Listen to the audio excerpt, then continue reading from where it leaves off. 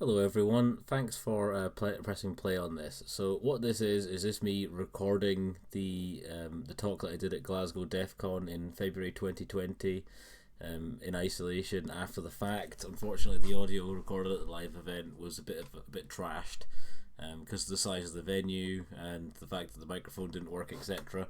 So we're just going to dive in and give you the content here. The reasoning behind recording the content here is that this is the introduction to SQL injection. I do intend to go back and do more advanced stuff later, and it feels like a good idea to basically capture the content.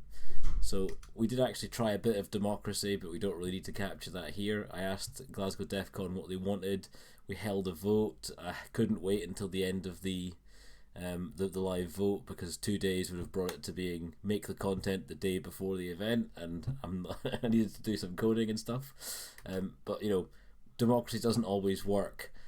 We actually managed to, as a group, Boaty mcBoatface ourselves and ended up with a 50-50 split if that vote had been closed. As I did the deciding vote myself, 50-50, you were getting SQL injection. I had to start making the content before the vote was finished anyway, so it was always going to happen. So benevolent dictatorship is what I'm saying. So the sort of structure of this course is going to be a refresher or an introduction into what SQL is, a definition that we can use to understand what SQL injection is, a couple of live demos to illustrate the points for the really basic techniques, and the sort of goal behind this is to explain how you sort of manually find and exploit some basic SQL injection, actually error-based SQL injection, but we'll talk more about that later. So what is SQL? SQL, the raw letters stand for Structured Query Language.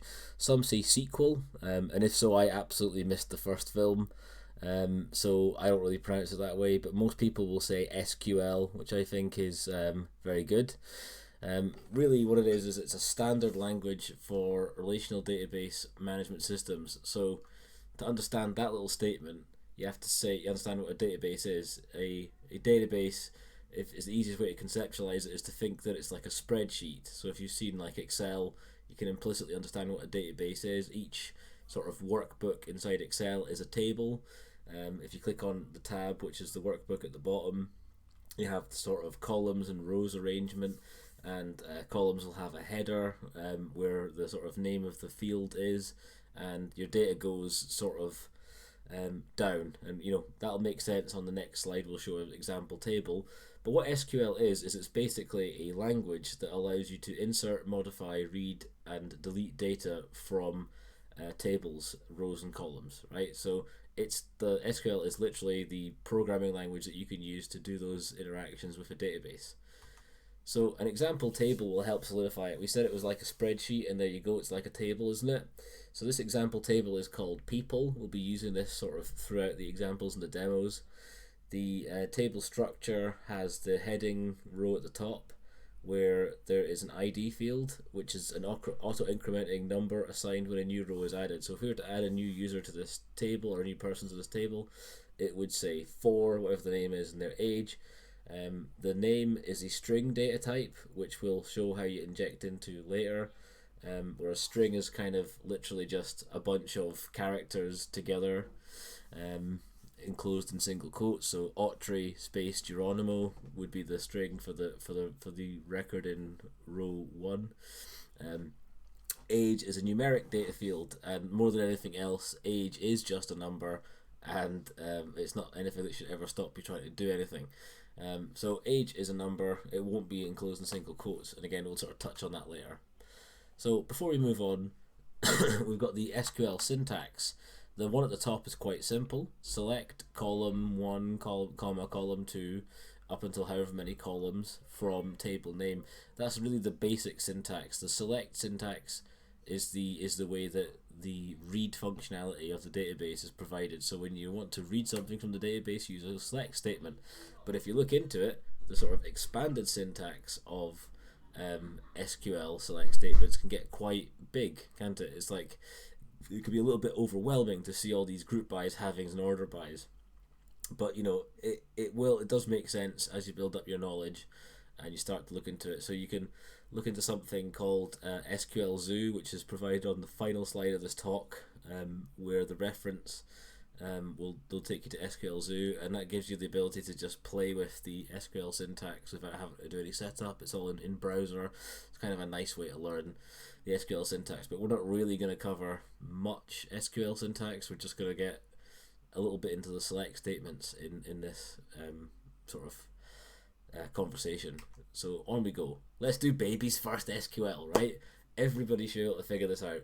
So the first statement here, your first statement that you're probably going to learn, is to read something from the database, and in this case I've gone for select star from people. So that little asterisk character round about there is the wildcard, and what that says is, if we look back at the syntax, we specified the names of the columns, column 1, column 2, etc. If you know the names of the columns, for example, our table had ID, name, and age. What we could do is we could go select ID, name, and age explicitly, or you can use the asterisk, just mean a shorthand for return me all of these columns, right? So that's what the asterisk means. This is saying go to the table people and get me all of the columns.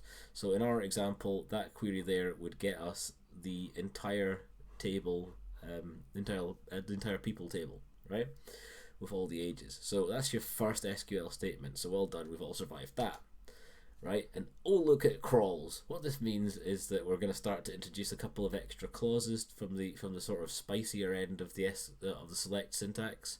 So select star from people, where the bit we're focusing on here is the where clause. Age is less than 40. What you've got here is the full table, and the full table included 3 rows, and because Tab Stafford is over the age of 40, the result of our query will just return these 2 rows here.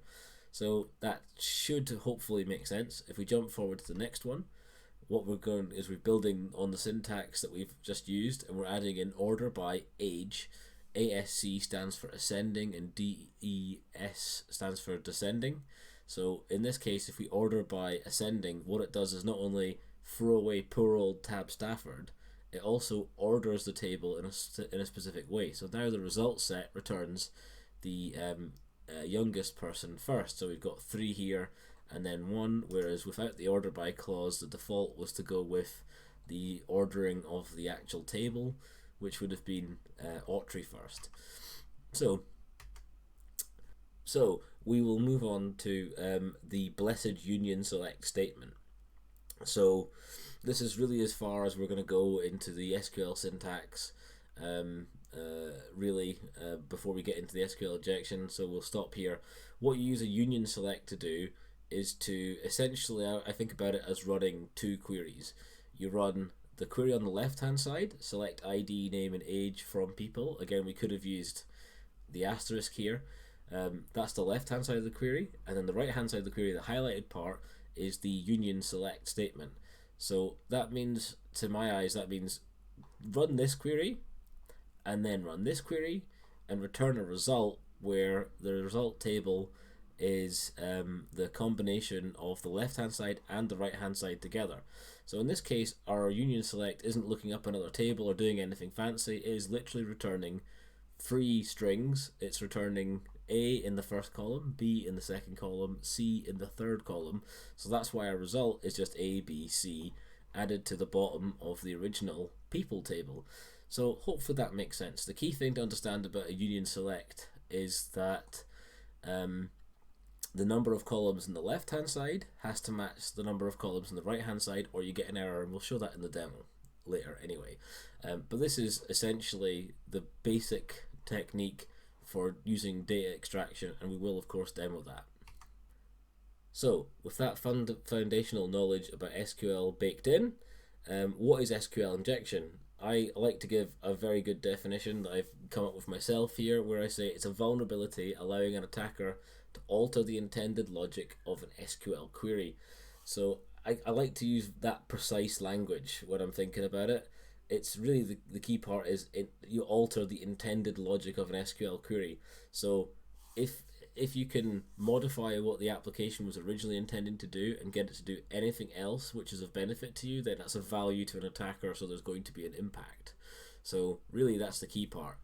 And I'd say it exists wherever queries are generated dynamically using string concatenation, and where parts of that query are user controllable input. For example, if we start down here, here's a PHP file that's been requested as a URL where the age parameter comes in. So that is something that an attacker could change. They could literally go to the address bar and change the number, or they could modify the form field that is making that request. And then it's vulnerable because this user controllable input is being taken here and appended straight to the SQL string. So vaguely speaking, the code that we're going to see and the targets that we're going to see today are PHP syntax, with MySQL being the back end. Obviously you get different syntax if you've got different programming language, and you've got different SQL queries that are permittable if you've got different database backends, but we're focusing on MySQL and that, and we're focusing on MySQL and PHP. So what do we do with that? A vulnerability allowing an attacker to alter the intended logic of an SQL query, but it did open it up to the wider floor. And so what is SQL injection though? As Daniel Card put it so succinctly in MS Paint, you've got a database here and it's a hacksaw injecting straight into it, and at his age he should absolutely know better, but there you go. So number one, injection into a string field. So this is going to be our first demo. Before we go into the demo, we've got to say that strings in SQL are wrapped in single quotes. So the key point to note is that here's me connected to the MySQL command line client to a database. So if I just type select and then give it a string field and then terminate that query with the semicolon, which is the terminator of the end of every query, and then hit enter, it just returns a result set which has one row in it, which is this row. I mean, it happens to also set the header column too, because otherwise, well, that's basically how it works. So the key thing to note is that a string is wrapped inside single quotes. So if you suspect SQL injection into a string field, you will need to break out of the original string, which literally means add your own single quote character to the input and see. You need to supply new logic, because if in our definition, if you're not altering the logic, you're not really doing anything. And then you need to end the remaining query, ensuring that it's valid, because if you terminate the query in a way that causes the SQL parser to trigger an error, then you're not actually going to get the new logic to run in any useful manner. So what we need to do is have several techniques to terminate the modified query in a way that doesn't trigger an error. So there are a couple of ways to do this. So here we have our injection point. So we've had to break out the original query. That means we've provided our own single quote. We put our own new logic here, whatever that is, and then I go or single quote 1, single quote equals single quote 1. But the key part here is that the final single quote has not been added by myself. This is the full payload here. The reason that you omit the last one is that the single quote that was originally here in the statement is going to be added back by the application itself. So this is how it ends up terminating it without an error message. Another option, and the most common option, is to do single quote to break out of the original string, supply your new logic, and then to use the comment character here to essentially tell the SQL parser to ignore everything that comes to the right. So that means that when the application appends its own, or adds its own single quote back in, it's beyond the comment character that you've provided, and so the parser doesn't see it. You don't get an error message. This is the most common way of doing it. In our examples, we'll be using --. Different database backends use different comment characters, but this is the one for us today. The final one is to do this: a single quote, break out of the original string, and then semicolon. So the order of these three steps is kind of a bit different here. The semicolon is essentially, like we said before, it is the terminator of an SQL string command. So what we've done is we have terminated the original query, and then we run our own query, and then we have to make sure that the end of the remaining query is also valid. So what this is doing is, by separating the original query with our injected query with these semicolons, we have done something called query stacking. And this is only applicable in some situations where the application supports query, or the database supports query stacking. So MS SQL does, and I'm sure others do, but they don't come to mind at the moment. But MySQL does not, so this wouldn't work in our environment anyway. Query stacking is an interesting approach and a way of doing it. Because as long as our query has run, we don't particularly care what comes after it. So yeah, I mean, query stacking can get you a thing that works. But we're going to go and jump into demo gods, and of course, hopefully the demo gods be praised. I've made a fairly simple little playground for SQL injection. It is just a Docker image that runs a little thing, so I will be making this available. If you feel like you've broken the database at any point, you can hit reset and it will just send it back to the way it was. And we've got our free demos that are going to be coming up. Error-based is what we're talking about in this case. So we'll just jump into this one, error-based injection into a string. So error-based exists, and we'll scroll up to the top here. So error-based means that we're in ideal circumstances for exploiting stuff. It means that the application that we're looking at, if you trigger an error message by making for example, by making a malformed SQL query, the application will literally spit out the full error message. Then you're in an ideal circumstance for finding and exploiting an SQL injection. That's not typically how it is in the real world, because production environments will turn off the error message.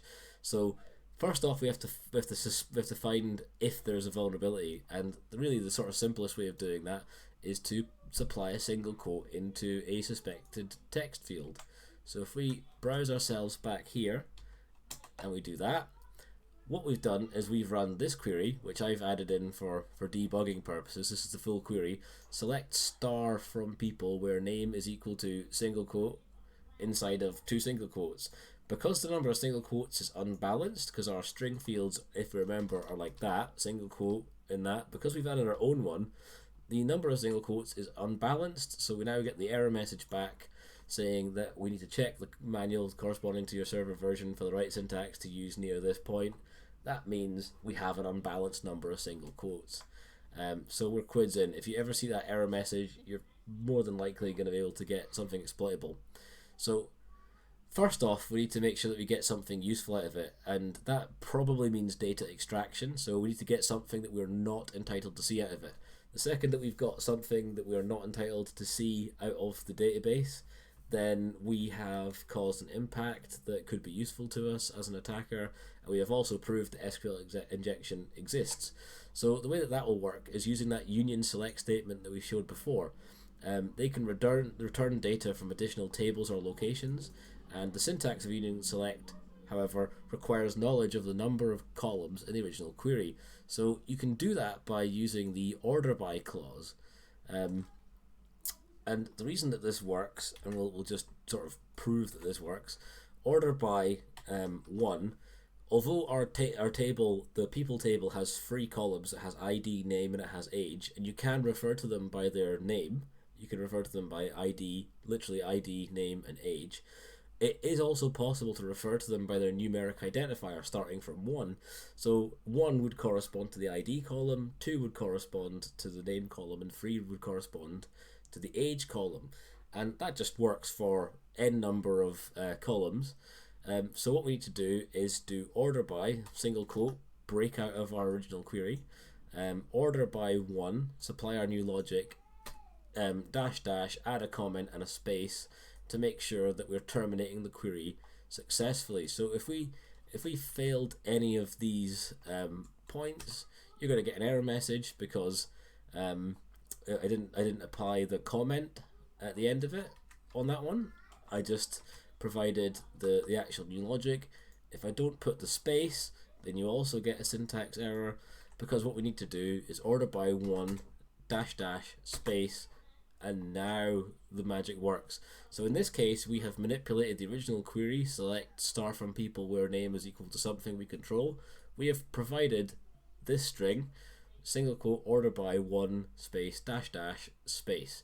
And the reason that there's no error is because this is a perfectly valid syntactical line of SQL that the parser just goes, right, I've run that. It also returns no result, so the table at the bottom is empty. But we're good. Now we know how, now that we've shown the valid syntax for a query, we can come up to the address bar and do little things like, I want to go order by 2, right? I want to go order by 3. Cool. I want to go order by 4 is where we're going to encounter problems, because ordering by 4 is outside of the index of the left hand side of our union select select statement. We've got this asterisk is basically hiding 3 columns in the people table. We've only got ID, name, and age. By trying to order by 4, that column doesn't exist, so we trigger an error, unknown column 4, right? So detecting the error is what confirms to us that the highest number that we can supply before errors is a number of 3. So we have determined that the number of columns in our query is 3. So in the case the original query had 3 columns, so we can use a union select with 3 columns. So the simplest way to do that is to just paste this in, and we'll make sure we've got the space there. Union select null null null dash dash. So we run that whole query. Again, no error message, and again, no content in the table. But we've got our left hand side here, select star from people where name is equal to nothing, right? And our right hand side is union select null null null dash dash. So we've made a syntactically valid thing. We've altered the logic to return whatever's on the right hand side as well, but because null null null is essentially an empty row, the table has nothing in it, right? Null is a data type we haven't talked about before, but it's kind of a magic data type. Let's just think about it a little bit magical, isn't it? It stands in for any data type, you know, so the ID column and the age column are numerics, they're numbers, and the name column is a string. So if your union select is returning a string in what should be a number field, in certain databases and backends, that's going to trigger a syntax error because it knows it's looking for an ID. So it knows it's looking for a number, and you've given it a string. So what the null data type lets you do is it lets you quickly just ensure that the query is valid, because null can stand in for any of the data types. So what you need to do is go ahead and find out where you're looking for a string field ideally, because they can handle more types of data, and we know that the name is a string field. So we're going to look for something that we can return that's of value to an attacker that they couldn't learn any other way. As it turns out, we can type at version to be able to achieve that. So if I type at version in here, what have we got? We've got our left hand side of the query that we've talked about before. We've got our right hand side of the query, but now we've added in to the string column the at version, and this has returned this, which is the version of MySQL that we're injecting into. It has returned 5.7.26, which is the version of MySQL. It's told us the OS package, so we know that it's Ubuntu 18.04, the long-term support one. So that's it. Woohoo! Go us! We have genuinely found and exploited an error-based SQL injection into a string field, and we have retrieved a piece of information. We've done data extraction.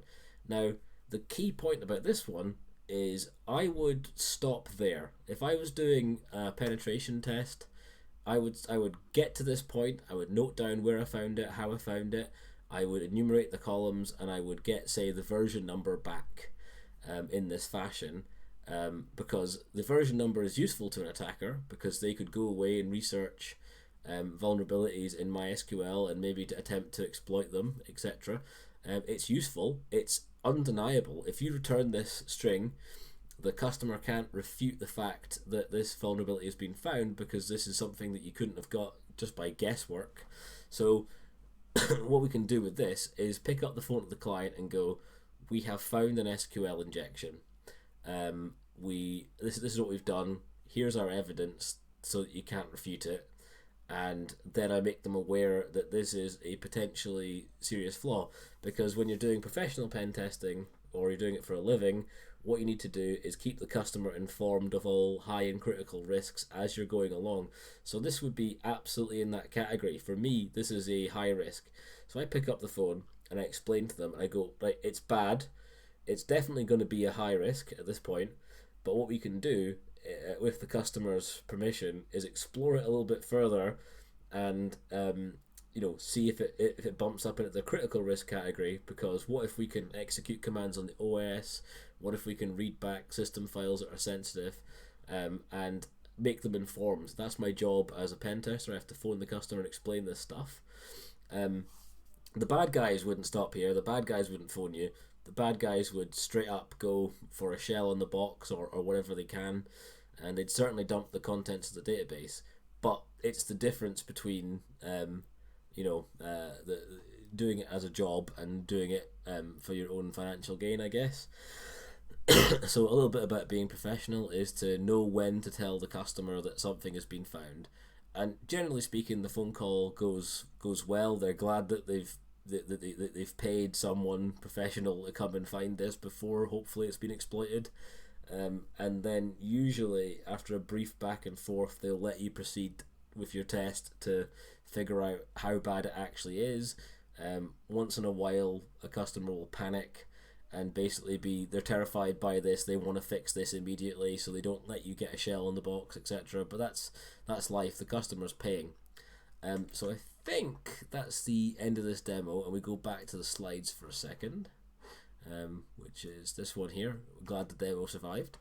So to recap, getting something out of it. We proved that there was an SQL injection vulnerability by popping a single quote in, and we were lucky enough to get an error back. We found the number of columns in the original query by using order by n, incrementing n until we hit an error, and then went back one and knew that we had the highest number n before an error.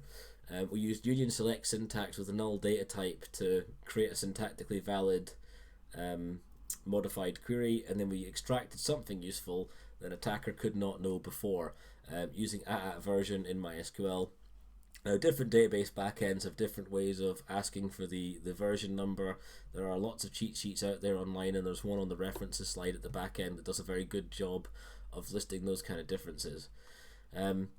So, a little sidebar, because I like to have this kind of thing in a talk that I deliver. Null never hurt anyone, right? We've talked about the data types, string and number, and we mentioned null before, and that it could have a couple of interesting properties.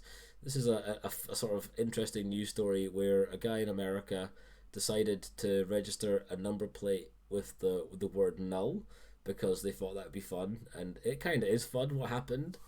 Because it turns out that an awful lot of speeding fines and whatever parking violations are triggered by like automated cameras that are literally taking photographs and trying to scrape the text off a number plate. If for whatever reason the number plate was unable to be character recognized, what that would do is that would mean that the fine would be assigned to the person who had the number plate null, and in this case it meant that our hero was literally getting fines, and he racked up rather a large bill. So sometimes you can have unintended consequences. So I guess, never buy a personalized number plate. Who would do that kind of thing? I mean, wow. Right, so we'll move on to the second demo, injection into a numeric field. This is essentially the same process, so we won't retread over the same steps again. But numeric fields are not wrapped in single quotes. Here's us back in the MySQL command prompt interface. If you just type select 123 semicolon enter, it returns you one row and it's a number. So the key thing is, if we wrapped this in single quotes, it would be treated as a string saying 123. If we remove the single quotes, the data type is integer. So without further ado, we'll jump back into the demo gods be praised land. So, error-based SQL injection into a numeric field. String data types are wrapped in single quotes, like we said, but numeric fields are not. This means that, technically we don't need a single quote to actually inject into this query, but that probably your easiest detection method is to go ahead and stick a single quote into the field. So error-based injecting into numeric field, here's that page. Before we go anywhere, let's have a look at the functionality. Age is less than some number. So if you run 40, we'll have the query that was run was select star from people where age is less than 40. That's the query that we saw in the slides earlier. It's returned a result set, which is a table with 2 rows in it. We've removed that one guy again. So we're injecting into a numeric field. Now, we don't need to put a single quote because it's as you can see, it's not wrapped in single quotes there. But if we suspect an SQL injection, we just stick a single quote in, because the actual parser goes, there's an unbalanced number of single quotes. It doesn't like unpaired single quotes.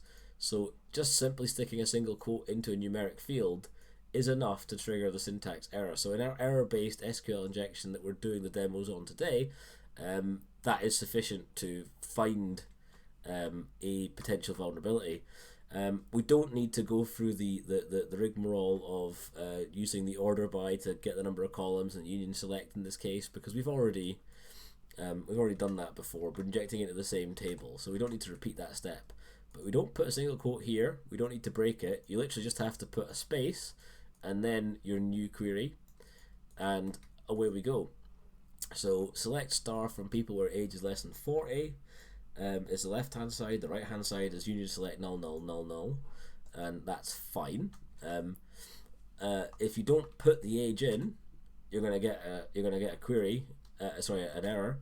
If you just put a space, you're still going to get an error because it has to have a value. So while you're not putting a single quote in, you still have to supply a value to this age is less than comparator that won't cause an error. If we chuck an A in there, it doesn't know what to do.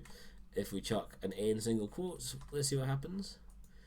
Oh look, it's valid because it knows what to do with a comparison between age and the letter A. I mean, it's odd, it doesn't really work, but like, you know, it doesn't trigger an error. So you got to be aware of these different little behaviors of SQL.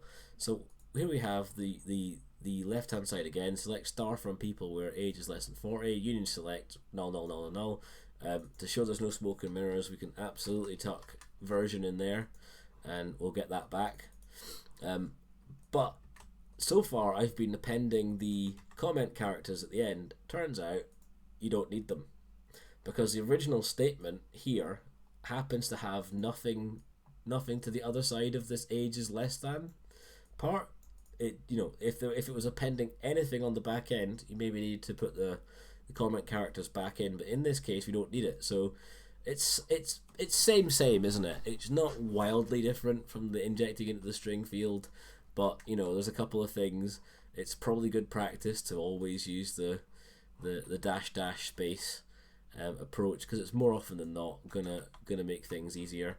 So let's go for some data extraction. Data from another table in this case. So first we have to find the name of other database tables, and in MySQL that means asking information of the information schema.tables table. So we'll go back in here, paste in our payload, and we'll run that. So select star from people where age is less than 40, union select null, table underscore name, table underscore schema, table underscore name from information schema.tables, and this union select has appended every database and every table that's in that database. So the relationship is the database name and the table name, and it's done that for everything in the database. So information underscore schema, I believe, is the default one for MySQL. Effectively, that's going to manage things like the configuration of MySQL, the user accounts, and all the sort of information required to manage the metadata of other databases. So in our case, information underscore schema.tables has returned another database called appdb. So our application, the database that it's connecting to, is called appdb, and it has 3 tables: people, secret data, and users. So I'm particularly interested in the secret data. I don't know about you, but we got to hold our horses, because it sounds great, but to get something out of that table we have to know the column names as well. So we have to figure that out. So this, we can sort of use a similar syntax and we'll just go straight to it. Paste this in. So the actual query that we're running is select star from people, where age is less than 40, that's our left hand side. The right hand side is union select null, table name, column name from information schema.columns, where the where clause has been added in this time. Table name is equal to secret data. So we've drilled in to the information schema columns table, and we've returned only the rows where the table name is equal to secret data, which means we now know that the appdb table secret data has two columns, it has ID and it has secret. So if we go straight fire into this, union select, and we can go for ID, and we can go for secret from secret data, we should be okay. If we just follow the script, we should be okay, huh? Yeah, let's just follow the script. I can't be bothered debugging it.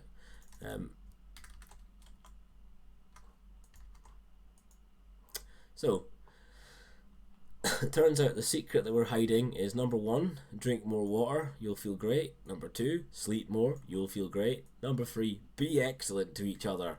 Those are actually 3 fundamental secrets that apparently we don't tell people enough. We should absolutely do those 3 things. Drink more, sleep more, and just be kind, and everything will be fine. Right? So left hand query, same as before. Right hand query, we've returned ID secret from secret data. We have now done data extraction from another table. So data extraction from another table is exactly how data breaches begin. So yeah, let's move on. I think this bit was really short, but we're just summing up what we did. We proved an SQL injection in a numeric field by applying a single quote in and it getting the error message back. In our error-based land, we had a nice simple detection method. We showed enumerating the table names from information schema.tables. We showed enumerating the column names for those tables using information schema.columns. And finally, we got some secrets out of the table, and we should all have learned to drink more water. Straight back into the demo though. Error-based authentication bypass. Let's get ourselves back to the home page of this app and go into authentication bypass. So hold your horses. Before we go anywhere trying to inject into this, I like to try and pass on the knowledge that you should always try and think like a pen tester, and that means before you do anything, you should attempt to use the functionality to see if it actually works. So I supplied some gibberish there, and what this has done is it's a logon form. We hit submit. It went away and said invalid logon. It's not the prettiest, is it? But like I didn't design it to be pretty. I designed it to be functional.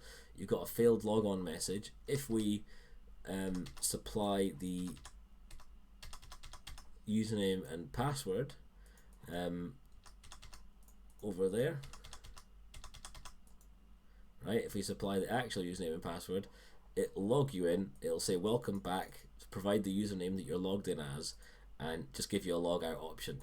So what I've said there is before you try and attack the thing, make sure the thing works, because I've wasted time in my career literally butting up against something that looks vulnerable, and it just turns out that simply the thing doesn't work. Customers are tricky, and customers sometimes just put stuff in front of you that doesn't work and they haven't verified that it works. So it's on you to first look at the functionality to make sure it works before you go anywhere. That is the whole point of a CTF that I made in April 2019. It's out there, available for download. The solution's out there. It's called Avalanche 1 CTF or Avalanche CTF. That one was supposed to be trying to teach folk that, it's before you try and attack something, first look for the breadth of functionality in the web app before you try and attack it, because you might waste your time on every single form until you eventually get deep enough into the application to find the thing that's maybe more obviously vulnerable. And when I'm teaching people, when I'm starting their career, I sort of say it's shell blindness. You start looking at something and it looks vulnerable and it's not quite working, but you've got shell blindness and you spend 24 hours trying to hack this one injection point, and then it turns out when you actually give up on that injection point, move on to someplace else, it's exploitable much easier, much quicker, and you've wasted a day. So pen tests are time limited engagements. You can't really waste that kind of time. So the point of Avalanche CTF as a platform is to give you something that is realistic, and that it's worthwhile learning the technique of play with the whole range of functionality, note down anything that's broken and doesn't seem to work, because in a professional land you're going to have to tell the customer that this function isn't enabled or isn't working the way you'd expect it. Could you help me please? Because if it's not working, you can't test it, and there's no point in sending in a report which looks like it's covered the whole target, but it turns out that there's a critical piece of the application that just wasn't enabled in what environment you're working in. So yeah, that's my rant over about that one. So we've proved that this works. If we hit that, we've got an invalid logon. If we log out as that, we've got the welcome back message. This thing works. So how does that work? The following shows the source code for, or a bit of the source code for how that login works. It's again PHP. So the user variable comes from the post parameter called username. The password comes from the post parameter password. We have our signature. Obviously the user is in control of the username and password, and the SQL query is constructed by literally appending this user variable and this path variable inside a string. So we've got string concatenation of user controllable data, right? So that is our discussion of what makes an SQL injection. That is our classic case. It then just straight up runs the query, and we're going to have a good time. So select star from users where username is equal to user and password is equal to pass. That is effectively what we're talking about here. If we can inject into the username location, we can use magic to log in as any user we want without knowing any passwords. So all I'm going to show is logging in as one user, and the payload for that is literally in the username field, single quote, or 1 equals 1 dash dash space, and it doesn't matter what the password field is, because that password field would be coming after the sort of comment character in our query. We'll explain that a bit more visually later, but it doesn't matter what we supply. However, some web applications will conduct input validation before it tries the SQL query. So if you don't supply a password, there's every chance that the request will be rejected, because before it gets to building the query and sending it to the database, it goes, there's no password, so why would I try and log you in? You can't have an empty password. So right, that should be enough for us to log on. And so single quote space or space 1 equals 1 space dash dash space was the payload, and now we've logged in, and we've logged in as admin. That's the end of the demo here. But the key point here that I wanted to say is that our definition of SQL injection was it's a input validation vulnerability where an attacker is able to alter the intended logic, and this is a really good example of the logic being altered, because it's a specific kind of query for handling a login. And let's jump back into the slides where we explain that a little bit more. So once again, the intended query was select star from users where username is equal to something and attacker controls, and password is equal to something and attacker controls. The logic is if this query runs on the database and it returns a result set which has a row in it, that means that you found a user account that existed where the username was equal to, say, admin, and the password was equal to password1. So if there was a record in the database where a username and a password combination were together, it would log you in. So that's how the logic works. If there's a result set which has a row in it, then we can log the person in because we've identified one user account. This query wouldn't return a result set if you had the password right but the username wrong, or the username right and the password wrong. So that's what we're talking about. This is a conjunctive logical boolean, and both of these statements have to return true for you to be able to log on. So it seems like a bulletproof idea, but because we're able to manipulate the logic of the query, we can change that and to an or, and throw away the change that and throw away the and introduce your own or statement. So now we're in a situation where either the username has to be something, or 1 equals 1. 1 equals 1 is always true. So we've essentially said we don't care, and here's a 1, and because we've got a false and a true, that's going to return a result set in the row, in the table, because 1 is always equal to 1, meaning it's actually going to return the full content of the user's table. But because the logon functionality is going, have I got a record in the result set of our query?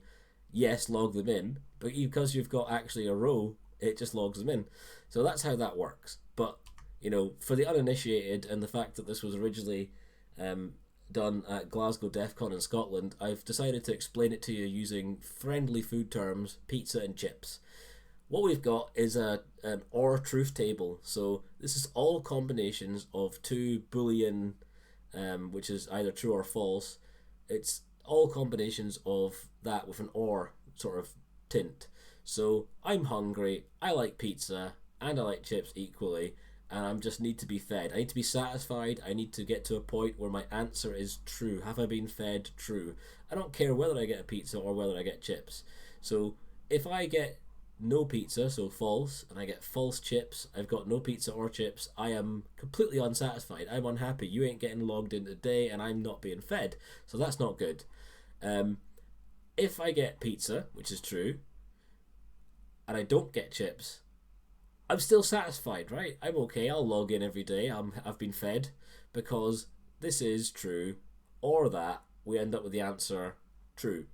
Now, the actual situation that we arrived at when we bypassed the logon was a situation where the username was false, but the or 1 equals 1 was true. So in this case, we got chips, and I was satisfied anyway. So I logged in. It's February, so my January diet's obviously over. So I'd actually log you in if we ended up in a situation where it was true and true would also equal true, because it's true if one of these is true. So it's sort of also true in most circumstances if both of them are true. Diet be damned, basically. Pizza and chips is a good thing. I'd log you in. But why were we admin? So there's some of the smart people in the room were sort of muttering to themselves, why are they logging as admin? And I catered for that, guys. I anticipated that question. The way that this works is select star from users shows the full table. Select star from users where username is equal to something, or 1 equals 1. Throw away everything to the right. So the actual query that ran is up until the end of this red line. So we've got our pizza is false, but we got our chips, and so it returned every row in the user's table, like I said, because 1 is always equal to 1. So as it goes through the table, is the username A? No, it's not. But or 1 equals 1? Yeah. Is the username A? Well, it's actually 3A, so it's pretty close, but it's not A, is it? So that was false. But then, is 1 equal 1? Yeah. So every single row in the users table is returned. The logic of our application was pretty simple, and it goes, if there was a row in the result set, log the person in, and by virtue of the admin user being the first ID in the database, it logged you in as admin because it grabbed the first row and logged you in. So that's essentially how that functionality worked and how the bypass worked. It is traditional for the first ID in the database to be the administrator user, probably because as you're deploying an application and setting it up, either it's really bad and it provides a default username and password that it puts into the database so that you can log in and then add other users, or it's slightly better, and as the installation process rolls on, it asks you to create a username and password combination on installation. Obviously, as a security professional, you're going to have to recommend that the user chooses a default a username and password during installation, rather than providing even a default username, because any default username and password will eventually wind up in people's password dictionaries. It's going to expose your application to some sort of vulnerability. So the reason we were admin in summary was because the lowest ID number in the database was the admin user, and that is traditionally the case. So more often than not, a login form for SQL injection or 1 = 1 is going to get you the lowest thing.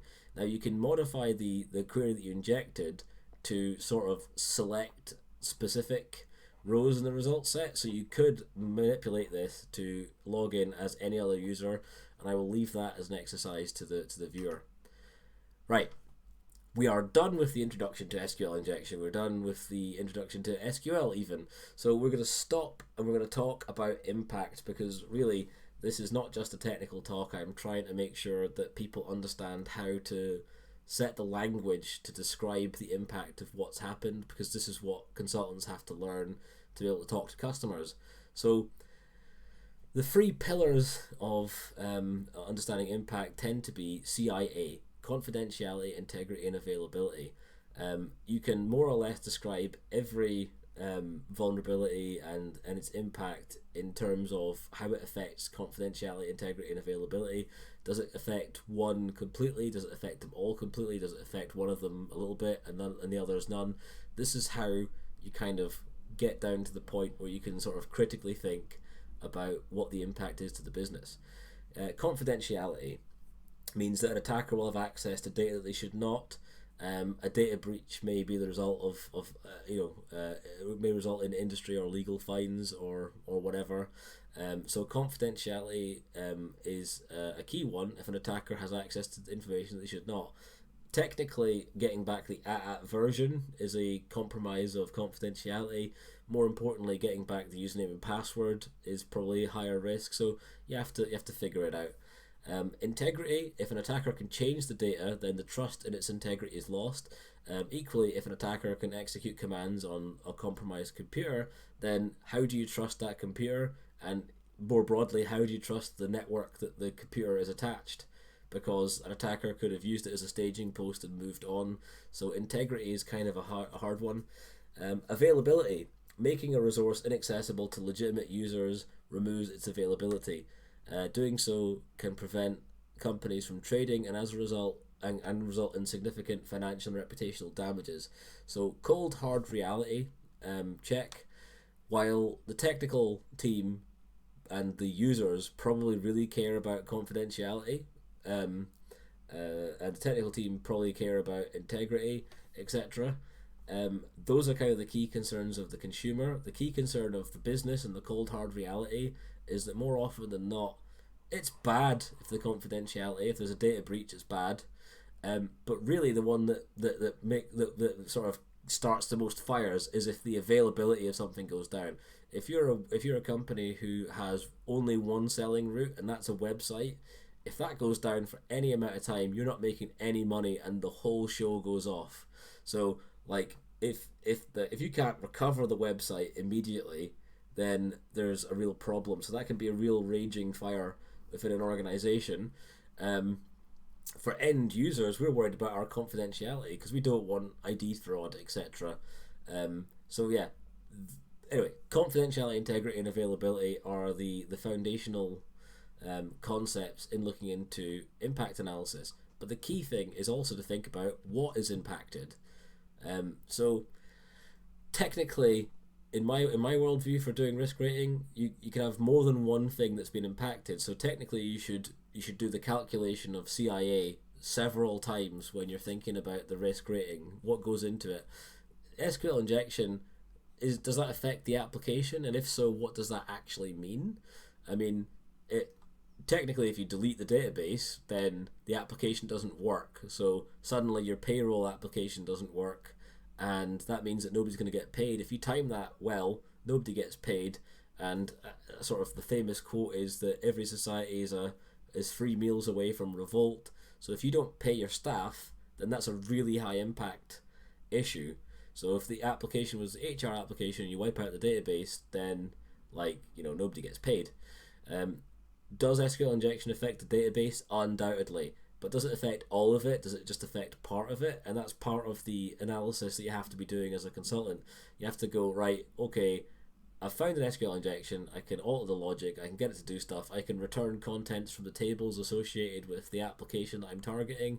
But what if the database server actually ran multiple applications? So say the organization has one database server, like an Oracle server, an MS SQL server, whatever. They've got that running in the middle of their organization. What if that runs like the asset management part of the business? So it has one database that's like asset management. It has another one that's like HR, for filing grievances and making sure that people get annual reviews, etc. What if it's got another database that does payroll? If you inject into the lower priority asset management application, and you can get only the data to do with asset management because privileges have been limited, is it as big of a risk as if they had one database user for all the server? So if you compromise the low priority asset management database and it gives you the payroll and the other systems, then we've got to figure that out. We've got to know what is impacted by it. The operating systems of the app and the database servers. So this is an interesting one, because we found SQL injection. You've got to think it's all about the database. But what if you're able to trigger an impact where you can take control of the actual operating system of the app and database server? So you could, the app server talks to the database server, so there's definitely like a communication route. If I can execute commands on the database server, there's every chance I can do something to jump back to the app server. What if the app and database server are just logical concepts, and they're the same virtualized server or the same physical server? So that means, what if the database server is running on the same host technically as the HTTP server? Then you've got more impact to be exploiting. What about the user PC? Is that impacted at all? I'm going to say, I think in SQL injection terms, the chances of exploiting the user's PC is probably low, but it is a thing that I consider, because other things like cross-site scripting, actually the code executes on the user's PC, so you've got to kind of think about that in the back of your mind. Will a user be the victim of ID theft if this vulnerability has been exploited? Again, taking it away from the raw technicals, is there actually an impact on the life of the user? And what about the business interests or the reputation of the application and the company who owns it? So sometimes a vendor will go out, they'll have a great idea, they'll invent an IoT product, they'll spend years developing it, perfecting it, making multiple iterative improvements, designing it, and if they rush that to market without actually getting that pen tested, then there's every chance that some security researcher looks on Amazon and goes, oh, what's this new device? They buy one because it's under 50 quid, and they just open it up, find it riddled with security vulnerabilities, and blog about it, right? So that the reputation of that product can be in tatters moments after the thing's been delivered, and that business could literally go out of business as a result of the reputational damage. Now, I mean, when we're talking about reputation, it's a hard one, because absolutely huge companies have had data breaches, and it turns out that the evidence shows that while a massive data breach initially causes a big storm, if you handle the incident right, then there's actually a positive return to the value of the share price of the business that's had the data breach, sometimes because we think what's the old adage, any news is good news, right? So because their names bounced up high because of the data breach, it actually has a long-term impact where people go, oh, I remember that company fondly, and maybe their share price actually recovers and goes better as a result. Not always the case, is if you handle the situation really dreadfully, people think of you incredibly negatively, but if you do it right, then you could do fine. So we've got to think about what's impacted, and you can kind of go through it in your head, and go, is the database impacted because of SQL injection? Yes, it is. It's completely impacted, blah blah blah blah, in terms of CIA. And you could sort of apply a little calculation for all of them and look at how many of them have got a high impact, and then start to think about where you're going to risk it. And of course, there are risk calculation formulas that have the idea of CIA baked into them. So I'd encourage you to look into CVSS, the Common Vulnerability Scoring System. That's kind of the industry standard. I'm not going to be covering it here. So to drag it back to the three pillars again, confidentiality, integrity, availability, we'll just talk through the language for what SQL injection means. Most applications are configured with a database user account which has full read access to the data processed by that application. So in our world, that means that the AppDB database the user that's connecting has full read access. So any table to do with AppDB is going to be compromised in terms of confidentiality, because by design and by necessity, the database user has to be able to talk to those tables and read that information. Therefore, the impact is a full loss of confidentiality for the data processed by the application. I've said almost to couch the language. I'm going to be braver and say it is certain. I've never seen it not be the case. But additionally, files stored on the operating system can generally be read as well. So actually, there's kind of a confidentiality impact to the database. So if the database server is the app server, there's every chance that I could read back the source code of the application as a result of this. That's a pretty big impact to the confidentiality if the application has patentable like information in it. It's like trade secrets, right? So that could be a really high impact in and of itself. But the SQL injection will have enabled the theft of the source code, so we have to look into this. The security principle of least privilege, which I'm going to harp on about over the next couple of slides, may limit the impact to one database and prevent file access. So there's nothing that says the database user that needs to access AppDB has to have the ability to read OS files. So you can turn that off. It's a privilege. You can make sure that the user doesn't have it. If you limit the privileges, what you do is you limit the impact of the vulnerability a little bit. So it's not a primary defense, it's sort of a secondary defense. Integrity. Again, we're just going to repeat the same language. Most applications are configured with a database user account which can modify the data processed by that application. It's technically what you could do is have multiple levels of user account that are registered with your application. So if a select query needs to happen, you use the select user. If a modify query needs to execute, you use the modify user. And maybe you do complete segregation of privileges such that the read user doesn't need to modify, so it doesn't have the privileges, etc. You could make the exploitation a little bit harder. That's least privilege, really. But anyway, in general case, there's one app database user, and it will do all of the queries that the application needs. So typically a full loss of integrity for the data processed by the application is almost certain, and let's just say it is certain. And yeah, so SQL injection in our pillars has a full impact on the confidentiality of data processed by the application and a full impact against the integrity. Now, some databases do allow command execution on the OS. Like there's a way of doing it. It's a bit harder in MySQL, but in MS SQL it can be quite simple. And so that means you can no longer trust the integrity of the OS, because if I can execute a command on the machine, how can you trust the impact? And you can't even really trust the integrity of the machines around it until you've gotten the forensic specialists to come and have a look. So the integrity could be a big issue as a result of SQL injection, but we need to explore that when we're exploiting it. None of our demos have confirmed that command execution is possible. And again, least privilege could limit the impact for the same reasons as before. Availability, the last one here. Most applications are configured with the database user account which can delete the data processed by the application. So I'm just standard languaging it. Full loss of availability for the data processed by the application is almost certain, probably is.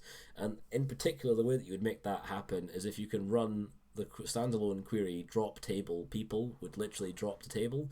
And if the organization hasn't got an effective backup and restore and recovery process, then that data is gone. And hopefully that data wasn't vital to your business interests. So please back stuff up. Please have a plan for recovering things, because if you happen to have any kind of data loss, then you're going to want to be able to restore it. Now, if you're injecting into either an update or a delete statement, so update would obviously be go to a table where the username is equal to whatever and change the email address from this, change the email address to this value. So if the functionality of the app allows you to change your email address, you'd have an update statement to allow you to do it. Delete literally deletes the row. So say you want to just delete a blog post or whatever, it would go delete from blogs where ID equals whatever. that would be how to do it. The sample that we've seen here is for the people table, so we're deleting this person. Now, drop all table will delete one individual table at one go. Delete from will delete whatever rows match the intended logic. So this is the intended logic here. Delete from people where ID is equal to 1. That will delete one row from the database where the ID 1 is true. But if we do our or 1 equals 1, again, the logic bomb that we showed for authentication bypass, if you stick that or 1 equals 1 into a delete statement, what that's going to do is delete where ID is equal to 1. So we've got pizza and we've got our chips. But because chips is always available, it's going to delete every single row in the database. All of them. It's going to delete every single row in the database. So think about it for a second. Before you start trying to look for SQL injection, have a hunt around the application and go, is this modifying? Is this updating some data in the database? Maybe I'll go a little bit easy. Is this deleting something from the database? Maybe I'll go a little bit easy. What you shouldn't be doing is just sticking or 1 equals 1 in every field. And it used to be the case that old school app scanners would do this all the time, and I'm sure it's still possible with modern app scanners that they just stick blindly probes into fields.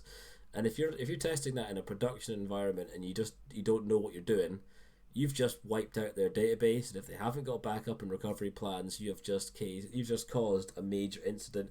And then the argument goes round, why did you dump our database? And then it comes round to, well, I didn't intend to do it. And I'm absolutely sorry, but if you've got no backup plan, the bad guy could have done this too. It's a weak argument. It's not a good argument. No one ever wants to be there making that argument. Don't be that person. So what you got to do is just think for a second before you try and exploit something. It goes back to the point I made about making sure that you explore the functionality and make sure that it works. Understand how it works before you start chucking things blindly into it. So that's our CIA thing. And hopefully we've taught you enough that you now get this cartoon from XKCD, and you can start sharing this with your friends and have a knowing wink about little Bobby tables. So, hi, this is your son's school. We're having some computer trouble, and oh dear, did he break something? In a way. Did you really name your son Robert single quote semicolon drop table students dash dash? Oh yes, little Bobby tables we call them. I love little Bobby tables. Well, we've lost this year's student records, and I hope you're happy. And I hope you've learned to sanitize your database outputs. I think when I did this live, I dropped a mic or something. Like, it's perfect. XKCD comes from a really brilliant place, and there's so often it can be applicable. A little bit of professionalism. Don't stick it in customer reports. I think I might have at one point in a moment of hubris with a customer that I felt I really got along with, and they took exception to it, shall we say? So don't be Paul, don't be Corner Pirate. Literally, just keep it to yourself and enjoy it. So it wouldn't be a talk about SQL injection if we didn't take a moment to think about how you prevent it. It's really brief in this stack. Number one, do not build SQL queries using string concatenation, right? Don't do it, especially if string concatenation is concatenating things that anything in any way an attacker can influence. So the primary defense is to use prepared statements or with parameterized queries, and there's an example on the next slide.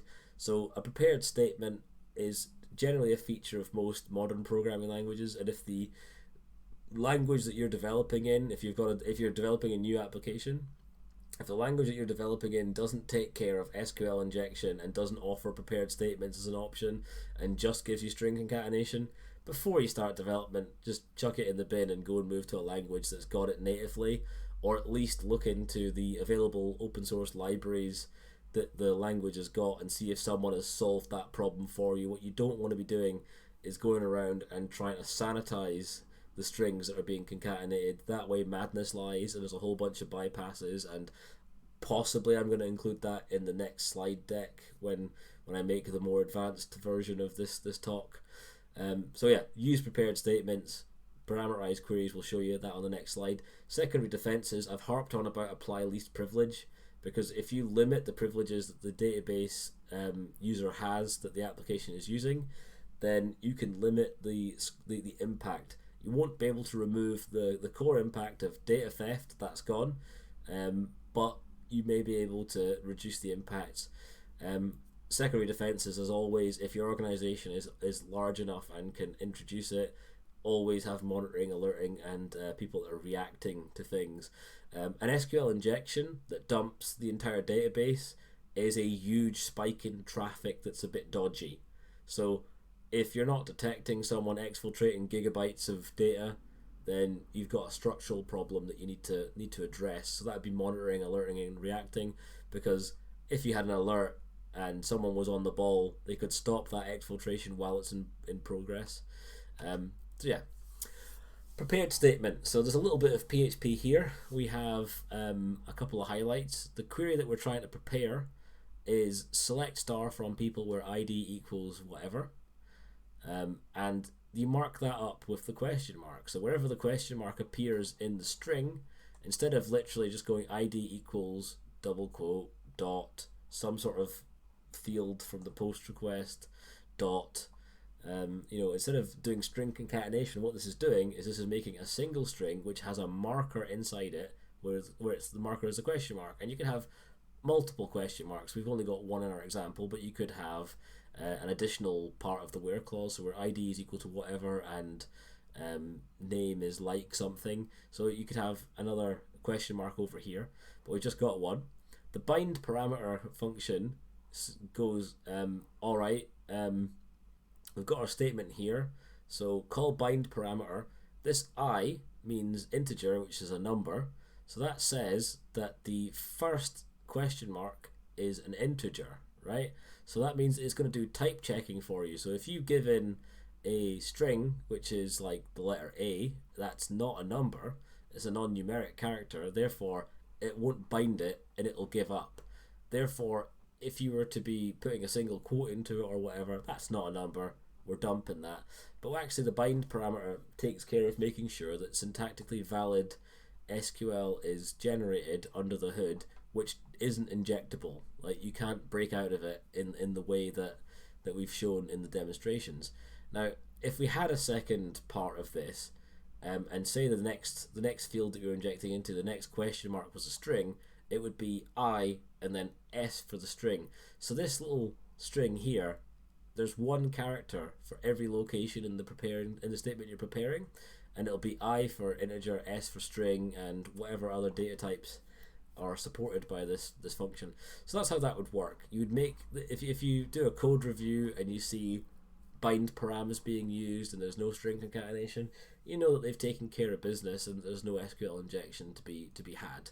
And obviously the syntax for doing this are different in different coding languages, but the process is basically the same everywhere that I've ever seen it. You mark up the location in the SQL string that you want to run, you bind the parameters, and away you go, and everyone's happy. So where do we go from here? The demo target will be made available soon, so that's just pretty much going to be a source code download. If you follow me on Twitter at CornerPirate, I'll definitely shout about it, and probably stick a record of this material on the slide here too. I'm clearly mechanically reading this because I'm currently making the recording. I was hoping that I could just upload the one from the night, but like, hey, it was not to be. Intent is to give you the time to play with these things before coming back for more advanced SQL injection next month. So on the night, everyone was quite happy with what happened, so they're willing to have me back next month to do the next one. So that'll be in early March, first Tuesday of March 2020 at Glasgow Defcon.